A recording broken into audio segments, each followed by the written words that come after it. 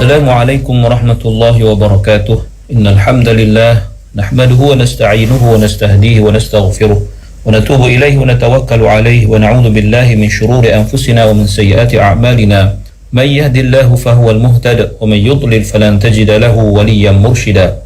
Asyhadu an la ilaha illallah wahdahu la syarika lah wa anna sayyidana Muhammadan 'abduhu wa rasuluh وصفيه من خلقه وحبيبه بلغ الرسالة وأدى الأمانة ونصح الأمة وكشف الغمة وجاهد في الله حق جهاده حتى أتاه اليقين اللهم صل على سيدنا محمد وعلى آله وصحبه وبارك وسلم أما بعد. Muslimin muslimat sahabat pendengar IKIM yang dirahmati Allah, marilah sama-sama kita rafa'kan kesyukuran kadrat Allah di atas segala nikmat yang Allah Ta'ala kurniakan kepada kita, terutamanya nikmat iman dan Islam. Dan marilah sama-sama kita bersyukur dengan mentaati segala perintah Allah, melaksanakan segala suruhannya dan menjauhi segala larangannya. Mudah-mudahan Allah Subhanahu wa Ta'ala sentiasa memberikan taufik dan hidayah kepada kita, menerima segala amal ibadah kita, mengampunkan segala dosa, kesalahan dan kesilapan kita, dan mudah-mudahan Allah golongkan kita dalam kalangan hamba-hambanya yang bersyukur. Muslimin muslimah yang dirahmati Allah, kita berada pada ayat yang ke-60 daripada suratil An'am. Allah berfirman, A'udzu billahi minasy syaithanir rajim. Wa huwa alladhi yatawaffakum bil-laili wa ya'lamu ma jarahtum bin-nahari thumma yab'athukum fihi liyuqda ajalun musamma ثم إليه مرجعكم ثم ينبئكم بما كنتم تعملون. Yang bermaksud, dan dialah yang menidurkan kamu pada waktu malam dan mengetahui apa yang kamu kerjakan pada siang hari. Kemudian ia bangunkan kamu daripada tidur padanya untuk disempurnakan ajal, yakni masa umur kamu yang telah ditetapkan. Kemudian kepadanya lah tempat kamu kembali. Kemudian ia menyatakan kepada kamu apa yang kamu lakukan. Muslimin muslimah yang dirahmati Allah Subhanahu wa Ta'ala, setelah Allah menjelaskan betapa sempurnanya, betapa meluasnya ilmu Allah Subhanahu wa Ta'ala, meliputi segala sesuatu yang Allah ciptakan di langit dan di bumi dan di antara keduanya, maka Allah ceritakan pula dalam ayat ini berkenaan dengan kesempurnaan kudrahnya, kekuasaannya, dan juga kehebatan iradahnya, kehendaknya. Lalu Allah berfirman, wa huwa alladhi yatawaffakum bil-lail wa ya'lamu ma jarahtum bin-nahar, sehinggalah ke akhir ayat. Pada firman Allah, wa huwa alladhi yatawaffakum bil-lail, yatawaffakum di sini bermaksud menidurkan kamu. Kalimah yatawaffa digunakan secara hakikinya untuk menunjukkan kewafatan ataupun kematian, manakala digunakan kepada maksud menidurkan seperti dalam ayat ini adalah sebagai suatu simbolik atau majaz, kerana keserupaan atau serupanya tidur itu dengan kematian, iaitu kedua-duanya membawa maksud atau mempunyai kesamaan, iaitu hilangnya ataupun terputusnya pengetahuan ataupun hilangnya kemampuan dan rasa ketika tidur. Maka kerana itu tidur itu juga difahami sebagai suatu kematian, iaitu kematian yang kecil. Dalam ayat Allah Ta'ala berfirman, A'udzubillahi minasyaitanir rajim, Allahu yatawaffal anfusa hina mautiha wallati lam tamut fi manamiha fayumsiku allati qada 'alaiha al-maut wa yursilul ukhra ila ajalin musamma. Dalam surah Az-Zumar ayat yang ke-42, yang bermaksud Allah yang menguasai segala-galanya, ia mengambil dan memisahkan satu-satu jiwa daripada badannya, jiwa orang yang sampai ajalnya semasa matinya dan jiwa orang yang tidak mati dalam masa tidurnya. Kemudian ia menahan jiwa orang yang ia tetapkan matinya dan melepaskan balik jiwa yang lain ke badannya sehingga sampai ajalnya yang ditentukan.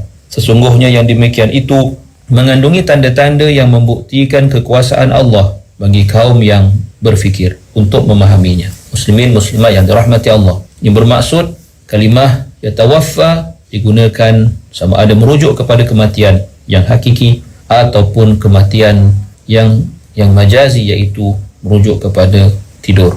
Muslimin muslimah yang dirahmati Allah, maka jelas kepada kita bahawa kematian itu ada dua, iaitu kematian yang besar dan kematian yang kecil. Kematian yang kecil itulah yang dinamakan sebagai tidur. Maka ini bermaksud bahawa Allah Subhanahu wa taala lah yang menidurkan manusia atau mematikan manusia dari sudut majazinya atau dari sudut simboliknya tatkala manusia itu tidur pada malam hari. Dan Allah sahajalah yang melakukan yang demikian, kerana selain Allah tidak memiliki kekuasaan untuk mengawal mati, mengawal kehidupan dan mengawal kebangkitan manusia. Bayangkan muslimin muslimat sekalian, ada dalam kalangan manusia yang tidak boleh tidur pada malam hari, kerana tidur itu adalah milik Allah Subhanahu wa taala. Cuba untuk tidur sehingga terpaksa mengambil ubat-ubat tertentu untuk membolehkan dirinya tidur, maka pastilah tidur itu hak Allah Subhanahu wa taala, juga nikmat daripada Allah Subhanahu wa taala. Wa ya'lamu ma jarahtum bin nahar. Allah juga Maha mengetahui apa yang kamu perolehi, apa yang kamu kerjakan pada siang hari. Kalimah jarahtum itu pada asalnya merujuk kepada suatu pekerjaan, iaitu menyiat ataupun menggunakan pisau contohnya atau alatan tajam untuk mengasingkan kulit daripada daging. Maka ini adalah juga suatu simbolik kepada suatu pekerjaan, suatu yang diusahakan oleh insan, oleh manusia dengan kudrat ataupun dengan dayanya menggunakan tangan, kaki dan sebagainya. Maka di sini disebutkan atau dikhususkan waktu malam itu untuk tidur dan siang sebagai masa untuk mencari rezeki, untuk bekerja. Maka inilah yang ditentukan oleh Allah Subhanahu wa taala bagi manusia, kerana menjadi suatu kebiasaan dan peraturan bahawa waktu tidur itu adalah pada waktu malam dan waktu bekerja itu adalah pada waktu siang. Di mana Allah firmankan, وَجَعَلْنَا اللَّيْلَ لِبَاسًا وَجَعَلْنَا النَّهَارَ مَعَاشًا, dalam surah An-Naba ayat yang ke-10 dan 11, yang bermaksud dan kami telah jadikan malam dengan gelapnya sebagai pakaian yang melindungi, dan juga kami telah jadikan siang dengan cahaya terangnya sebagai masa untuk mencari rezeki. Muslimin muslimat yang dirahmati Allah. Seterusnya Allah menyambung lagi,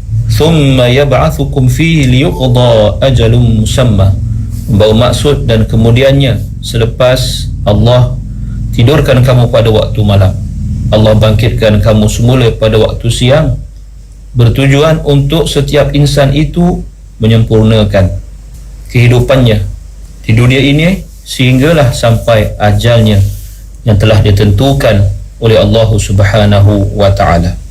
Membawa maksud bahawa Allah telah jadikan bagi kita dalam bab umur adanya tempoh yang tertentu, adanya masa yang tertentu yang tidak boleh tidak akan disempurnakan, sehinggalah akhirnya kita akan dipanggil semula dan diambil nyawa oleh Allah Subhanahu wa taala. Thumma ilaihi marji'ukum thumma yunabbi'ukum bima kuntum ta'malun, dan kemudiannya selepas itu iaitu selepas sempurna ajal manusia itu, maka kepada Allah sahajalah kembalinya kamu wahai manusia setelah kehidupan kamu telah berakhir di dunia.